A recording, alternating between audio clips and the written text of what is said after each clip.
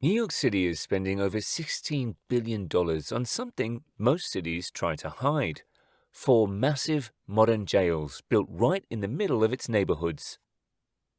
Each one is a different megaproject: a 300-foot tower in Chinatown, a medical-focused complex in Queens, green roofs in the Bronx, underground parking in Brooklyn. All part of a bold plan to replace Rikers Island, one of the most infamous jails in America. The idea was simple: shut down a decaying, isolated facility and build a smarter system. Smaller, safer, closer to courts and communities. And all four jails done by 2027 by law. But today, not one of them is close to being finished.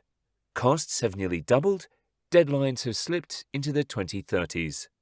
And what started as a model for justice reform is turning into one of the city's most expensive infrastructure failures. So what exactly is being built here? And how did it all go so wrong? Let's find out. Before we get into what New York is building, it's worth asking why they're building it at all. The answer starts on a 400-acre island in the East River, home to Rikers, a jail complex so notorious that shutting it down became a citywide goal. Rikers isn't a prison. It's a jail, meant for people awaiting trial or serving short sentences. But for decades it's been plagued by violence, crumbling infrastructure, and chronic neglect. In 2015 alone, over 9,400 assaults were reported inside the facility. The U.S. Department of Justice found a deep-seated culture of violence that violated the rights of the people held there. But conditions were only part of the problem. The economics didn't make sense either. By 2021, it cost over $550,000 per year to hold just one person on Rikers, more than $1,500 a day, and those numbers were rising fast, even as the jail population was shrinking. Maintaining a massive, aging facility for fewer inmates meant sky-high overhead, with little return in safety or rehabilitation. So in 2019, the city passed a law. Rikers must be shut down by August 31st, 2027. After that, incarceration there would be illegal. The replacement plan was ambitious. Instead of one centralized island jail, the city would build 4 new borough-based facilities in Manhattan, Brooklyn, Queens, and the Bronx. The design incorporated natural light, mental health care, classrooms, and programming space to bolster rehabilitation. The system would cap out at around 4,400 beds, a dramatic reduction from Rikers' 11,000. The assumption was that if court cases moved faster and alternatives to incarceration expanded, fewer people would need to be jailed. But turning that vision into reality, 4 custom-built jails scattered across New York's most crowded boroughs, was never going to be easy. Each site had to be cleared, redesigned, and rebuilt from the ground up. And each project came with its own set of engineering, political, and logistical challenges. Together, these projects form one of the most complex and expensive public works efforts in the city's history. Over $16 billion to reshape incarceration, architecturally, geographically, and ideologically. The most visible and arguably most controversial of the 4 is rising in Lower Manhattan. At 124 to 125 White Street, the city has demolished the former Manhattan Detention Complex, clearing the entire block to make way for something entirely new. When completed, this would be the tallest jail in the world, a vertical facility reaching nearly 300 feet with capacity for 1,040 people, mostly men. And it's also the most expensive. Construction is expected to cost nearly $3.8 billion, making it the single priciest facility in the borough-based jail program. But height and price aren't the only things that make this one unusual. The new design includes a secured sally port for inmate transfer, and 20,000 square feet of community and commercial space at street level. It's being built with natural light, recreational areas, education space, and medical care, all stacked vertically.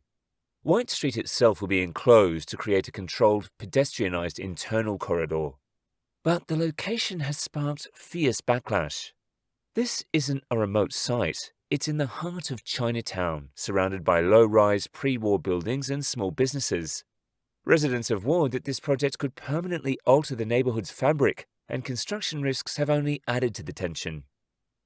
Construction began in earnest in 2021. It's now scheduled to be completed by 2032, 5 years after the legal deadline to close Rikers. Next is Brooklyn. At 275 Atlantic Avenue, just a few blocks from the Brooklyn courthouses and several major subway lines. This site was home to the old Brooklyn House of Detention, which has already been demolished. What's replacing it is a full-block high-rise complex designed to blend more intentionally with its surroundings.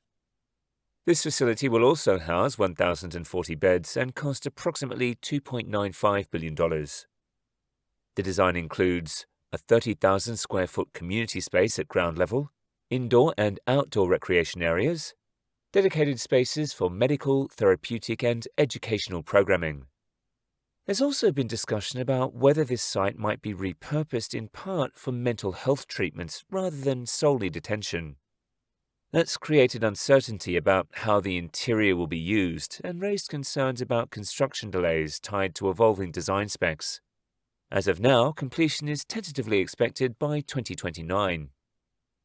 In Queens, the city is transforming the site of the former Queens Detention Center at 126-02 82nd Avenue, right next to the Queens Criminal Courthouse in Kew Gardens. This facility stands out for one reason. It's the only new jail designed to serve women. Out of its 1,040 total beds, 450 are designated for women and gender-expansive individuals.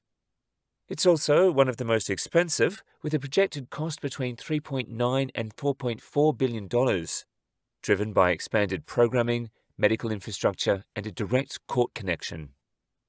The design includes dedicated intake, visitation, and maternity units, 25,000 square feet of community space, a direct indoor connection to the adjacent courthouse, streamlining inmate transfers. It's the only site explicitly designed to integrate care and dignity for women in custody, including medical services for pregnant individuals and new mothers. Demolition at the site preserved some of the adjacent garage and court access infrastructure, which has helped reduce construction complexity. Still, the timeline has slipped. Final completion is now expected in 2031. The final piece of the puzzle is rising at 745 East 141st Street in Mott Haven, on a former NYPD impound lot and part of what was once Lincoln Hospital. This facility is being framed as the most community-responsive of the four. Its stepped massing is meant to reduce the visual impact on the surrounding area, and its 40,000 square feet of commercial space is set aside for local businesses and non-profits. It will include 1,040 beds, including 200 for mental health and therapeutic care, space for social services, recreation, and a publicly accessible lobby. A facade design that's intentionally broken up to reduce the feeling of institutional scale. Construction began with early works in 2025. Final delivery is expected by 2031. Still, the project hasn't been free of controversy. Community Board 1 opposed the jail, arguing that the land could have been better used for affordable housing or healthcare. But the city moved ahead, prioritizing this site as the final corner of its new borough-based network. All four of these jails were designed around a central vision: smaller, safer, and more humane detention facilities, integrated into the neighborhoods they serve.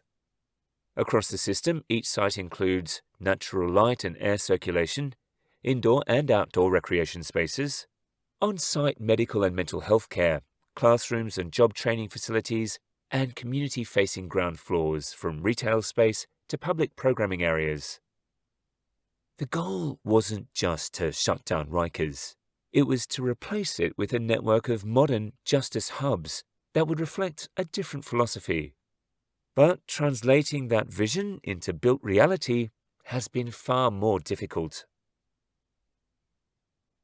When the borough-based jail plan was approved in 2019, it was expected to cost around $8 billion. Today, that number has ballooned to $15.5 to $16 billion, making these some of the most expensive city buildings in US history. That's not just inflation. The city underestimated how complex it would be to demolish old jails, build inside dense neighborhoods, and redesign facilities midstream as needs shifted. Add pandemic shutdowns, labor shortages, and supply chain delays, and costs spiraled. Today, construction is in progress at all 4 sites, but only Brooklyn and Queens are seeing consistent, full-scale building activity. The Bronx has just begun early construction, while Manhattan, despite its visibility, is only now preparing for its vertical build.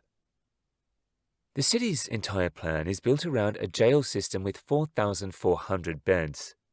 But as of mid-2025, New York is holding over 6,300 people in custody on any given day. That gap is growing. Court backlogs and delays mean people stay in jail longer, and plans to reduce incarceration through diversion programs and bail reform have stalled.